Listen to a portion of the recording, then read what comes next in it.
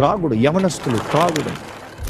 యవనస్తుడు బానిస, యవనస్తుడు డ్రగ్ అడిక్ట్, యవనస్తుడు రాత్రి ఓపెన్గా తెల్లవారుజాములు బాటిల్ పట్టుకుని తాగి పడుకుంటున్నాడు, కూర్చుని ఉన్నాడు తెల్లవారుజాములు. యవనస్తుడు యవన కాలంలో తన జీవితంలో తన దృష్టి తన భవిష్యత్తు గురించి, ఏమి చేయాలి, నేను ఏం చేయాలి, నేను ఎవరిని, నా విలువ ఏంటి, నాలో ఉన్న తలాంతులు ఏంటి, నా సాధన ఏంటి, నేను బ్రతకవలసిన విధానం ఏంటి, బాల్యదినమనందే సృష్టికర్తని ఎరగాలని దేవుడు నాకు తెలియజేస్తుంది.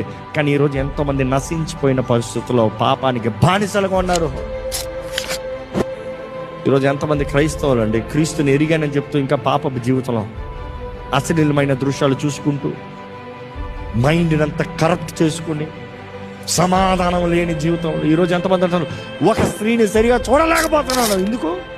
అశ్లీలమైన దృశ్యాలు చూసి చూసి చూసి ఆ మైండ్ ఇస్ పొల్యూటెడ్, కరప్టెడ్, ఎవరిని సరిగా చూడలేకపోతున్నాడు. కానీ ఈరోజు దేవుడు తెలియజేస్తున్నాడు, జాగ్రత్త, ప్రతిదానికి లెక్క అడుగుతున్నాడు. ప్రతిదానికి దేవుని వాక్యం తెలియజేస్తుంది స్పష్టంగా, ప్రతిదానికి లెక్కపు చెప్పాలి. అది మంచివైనను చెడ్డవైనను లెక్కపు చెప్పాలి.